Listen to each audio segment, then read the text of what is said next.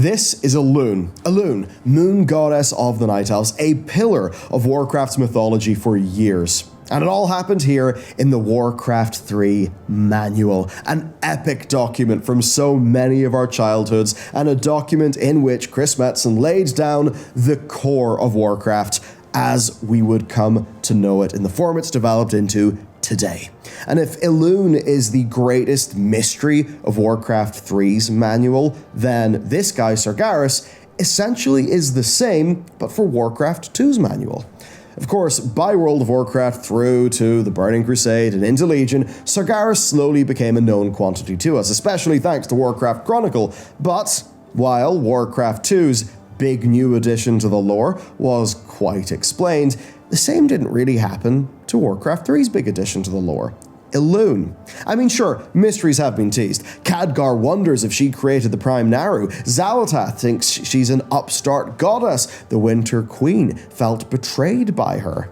If she's all nice, then what's the deal with this whole Night Warrior thing? And if to the Tauren she is represented as the daughter of Azeroth, of course in the form of the moon, then how do we square that with Warcraft's now oversaturated yet underexplained cosmology? And how will Metzen and the team take the mess of Shadowlands onwards and actually shape that into a cohesive whole? Well, already patch 10.2 is trying to take a stab at that. Elune is powerful, fundamental. Does this throw old lore out the window? Thankfully no.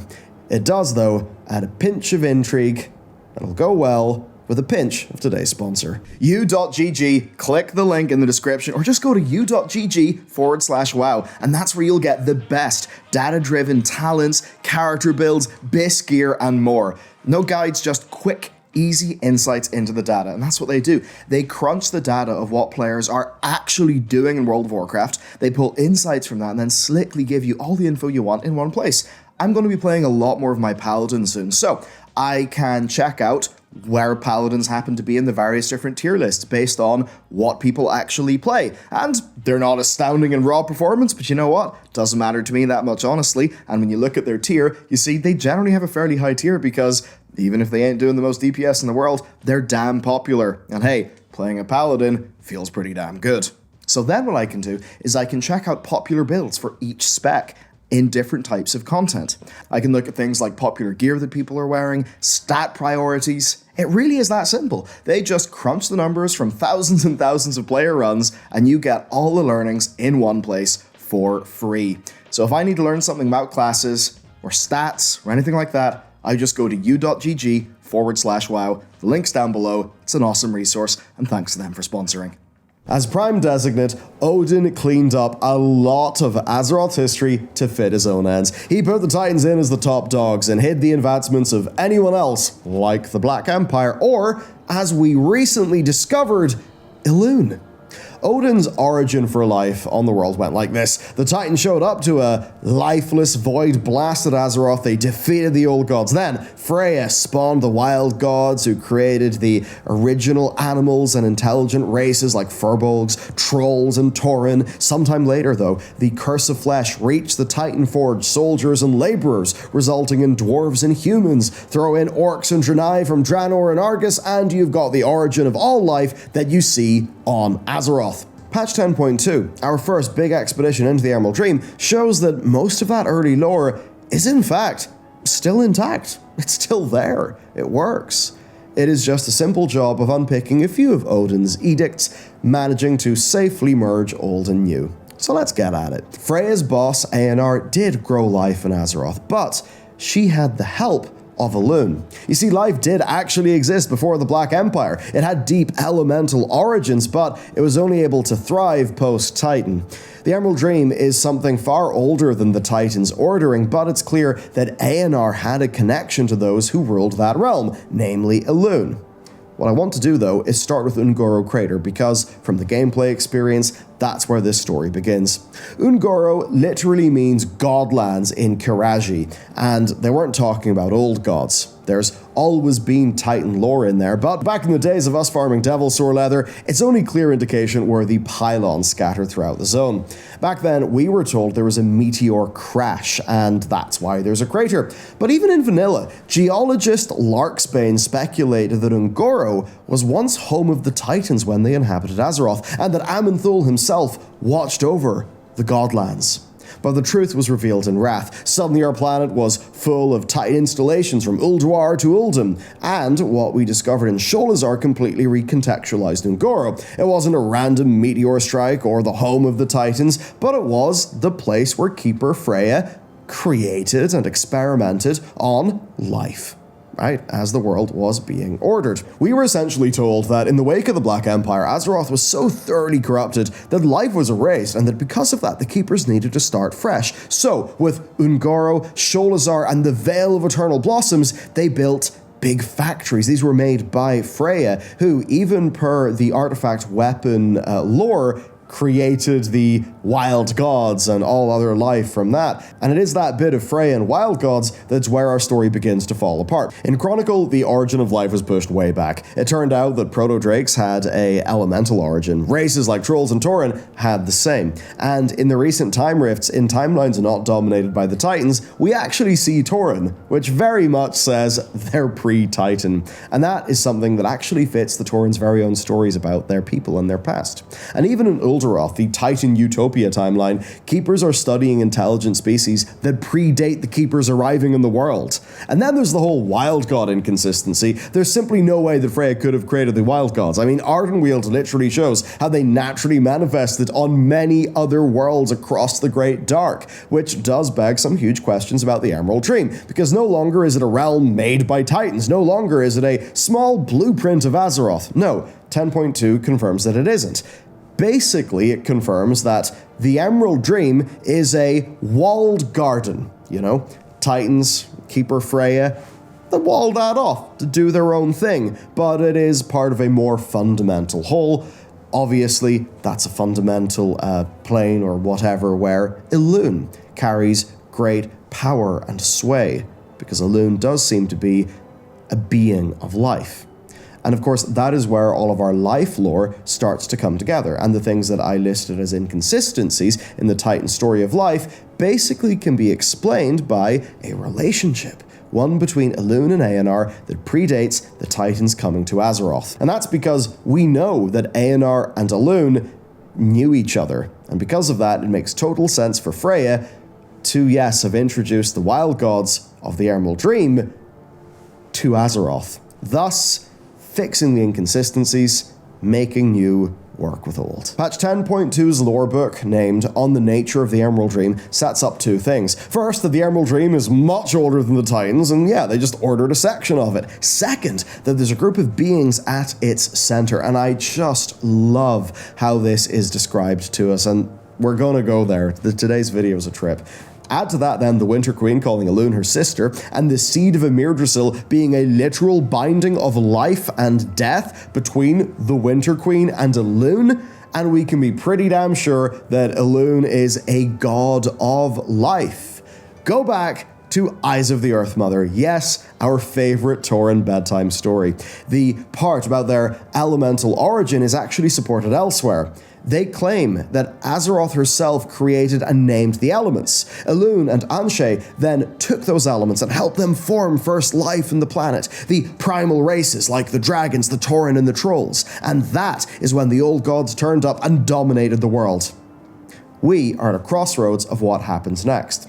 From this point, if we believe Keeper Odin and the Order side of things, then it's purely old gods and a time of sheer void-based misery. Believe void, and it's a time of amazing advancement critical to life in Azeroth, which of course is what both of those sides would say. But what happened next is fairly solid. The Titans showed up. this is where more of the new lore kicks in, because there's another lore book found in the Emerald Dream in patch 10.2, one telling the story of Elune here. Here's the deal. Azeroth's plight is desperate, and A&R has a brilliant idea: to use life itself to push back the influence of the old god's Black Empire. So she turns to someone that she has long had a relationship with, someone who is her great love, a deity of life with a personal connection to Azeroth.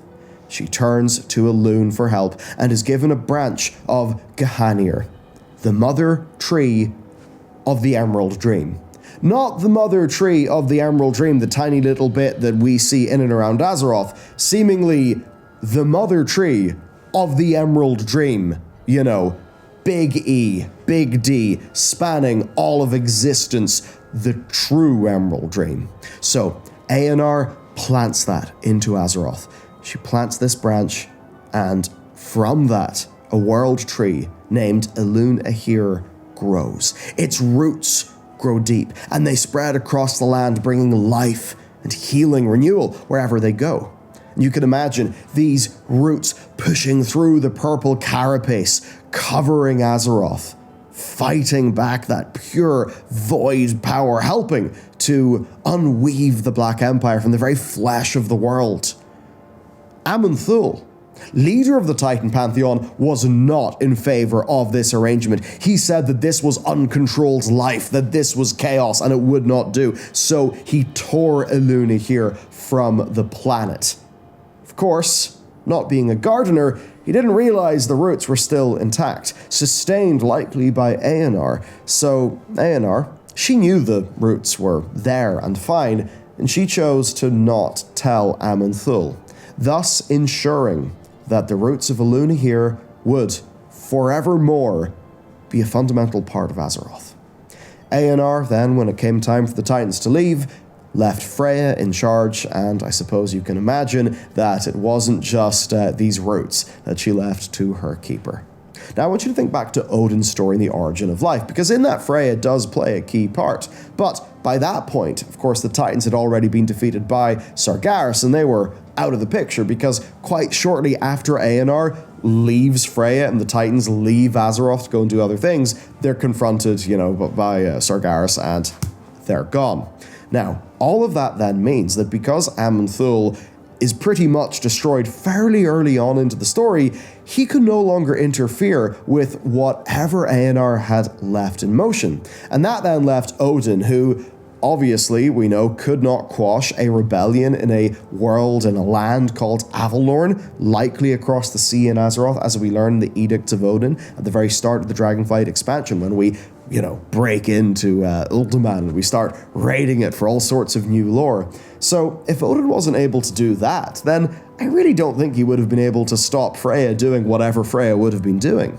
And what we do know is she made Ungoro, Sholazar, the Veil of Eternal Blossoms. From there, the Emerald Dream had its anchor in Azeroth, and that meant that wild gods Loa and august celestials manifested from the dream, and as Odin went about ordering the planet, Freya likely continued her boss's mission, which ultimately was subverting Aman'Thul's will. Clearly, A&R has an understanding that life itself is key to defending Azeroth. And understanding all this, our universe just got way bigger, and I'd like to point out here, bigger and better in a way that failed in Shadowlands, because this is being respectful of old lore. It's not ripping the old Emerald Dream to shreds and humongously retconning our understanding of things. It's doing this in a way that makes sense with where the story is going, where it had been, and the ultimate realities of trying to tell a story over 29 years in a video game medium where the next version of your game is, in a way, got to be a bit bigger and better and more exciting with bigger things and more stakes, which is a little bit different to, say, an author writing, a book series like a George Martin in a Game of Thrones like thing. So here, this isn't shoehorning in loads of cosmic world building. This is bringing it all together and helping it make sense. Brief pause. There is out-of-game context here that's actually really vital for you guys to know. There have been clear staffing changes at the top level of Warcraft narrative. I have heard things, I can't really say more. That is a dam that will likely burst on its own. What I can do is point you towards Holly Longdale, one of the most important figures really leading World of Warcraft, and she said that as a player who has played WoW since beta, that she felt Shadowlands was off, that it didn't feel right. I won't say any more. I imagine people will come to understand things in the future, but yeah, from what I've been led to believe, this whole situation with World Soul Saga is basically going, right, here are the things that we cannot just literally undo and retcon. Our task now is to have this go in a good direction that feels like Warcraft and feels good to players. As an example, you know the writing in the World Soul cinematic, in the War Within cinematic with Thrall and Anduin, you know the way they actually talked like people? Their vocal performances were not stilted. It was mature. It had genuine gravity. That whole thing was written by Metzen shortly after he came back and he was scoping out the future of the game. So, handwritten by him, just as he did the first canonical reference to the Emerald Dream in the manual of Warcraft 3. In that, it's called Ysera's realm. Not Elune's, not the Titans, Ysera's. It is therefore rather fitting that in this patch we've been in the Eye of Ysera, and it's through that eye that all this lore is kind of connected. Ysera was uplifted by the Titans, yet was entrusted with the dream by Elune, and acted as its guardian ever since. Have you ever thought about that with the modern story with Ysera, likely why she has been an important character, even though they fumbled things and the whole Malfurion switcheroo that didn't really land? But the point there is, uplifted by Titans, protected by Elune, and we know that the gift Elune gave to Aeonar to plant in the world was destroyed by Aman'Thul. Aman'Thul, who was okay with the uplifting of Ysera, but of course Ysera was directly uplifted, with the powers of Aeonar, I believe, through Freya. Quite interesting, isn't it? So, I think by now you can really see how this life lore is lining up, and I think as long as you accept that Odin told us a few lies to get us here, it broadly all works. But it leaves us with the one prickly issue of Elune. So let's do that. In another lore tome called The Nature of the Emerald Dream, a green dragon flies as far as she can outside the bounds of Azeroth's Emerald Dream. And what would happen, and this is, I think, the hard wall in the walled garden, is you would keep on going. Away, away, away, across what felt like an endless dream, until you would fall asleep, and you would wake up back in the center of the Eye of Ysera. But this dragon, she was determined, and she flew closer to the core of the Emerald Dream, or perhaps further through the bounds placed around the walled-off section that we know of. And she began to feel and perceive things, see things she didn't recognize, things that felt different, new, dare I even say a little bit alien. And one thing that was felt was powerful beings, Titan-level power beings. They were not seen directly. They were not felt in a way where it was understood exactly what they were, just that it was some great and, to that individual, unknown force. And that force, of course, in all likelihood, is Elune, and whoever else may be there with her. The other burning question then is this: why, over all other planets, does Elune care about Azeroth? Why are the Night Elves on this planet her favored children over the many races that created Night Warriors elsewhere? Well, that all goes back to Azeroth's core importance to the story, to the very universe. And if Khadgar was right when he speculated that Elune perhaps created the Prime Naru, and, of course, the Naru, they have a light cycle and a void cycle, should we then start to read into the light and the dark sides of Elune with the Night Warrior? Xal'atath, after all, calls the Naru potential creations of Elune, I will emphasize, quote, long-lost brethren. Elune may only be the figurative daughter of Azeroth in a myth, as understood by the most ancient of Tauren, but she is undoubtedly the one who keeps ensuring that life on the planet thrives. And, as we see in Antorus, Whenever Aenar is hunted down by the Burning Legion, of course Aenar in an extremely vulnerable state, Aenar retreats and hides in a world called Elunaria. Literally starts with Elune. So, where does it all go next? Well, this is a story of two ideologies. One is of Aman'Thul and pure order, where, life uncontrolled isn't acceptable. Some things are what we call weeds, and they must be sprayed with poison and pulled out. The other is Aenar and Elune working together to create and nurture life on Azeroth. Aman'Thul's return to the setting is on the cards, and the way things are lining up, we're going to have Elune and Aenar on the same site and disagreeing with him. Of course, in the Final Titan, the third expansion in this saga. So there could be big tension down the line, but it is down the line far in the future. What we need to be thinking about is our next expansion, and whilst Iridikron and Xal'atath are up to their nefarious schemes, we will be learning about just how central Elune has been to getting us where we are. Maybe even a more formal appearance will be on the cards. Do remember, it's only recently that we, for the very first time, actually heard Elune, albeit speaking through the body of Tyrande. We'll find out soon anyway, and I just want to point out that if there is a connection to Elune and the Naru, as Khadgar speculated, I just want to leave you with a little brain teaser. What is the deal with the light and void crystal in the War Within? And by the way, Blizzard literally have said it's not the tip of Sargeras' sword. It's a light void crystal, right? Surrounded by Arathi paladins. Now, what else goes from light to void? Naru. Does that not make you think about the Ashbringer? The Ashbringer that is believed to be powered by a shard or a crystal of a Naru?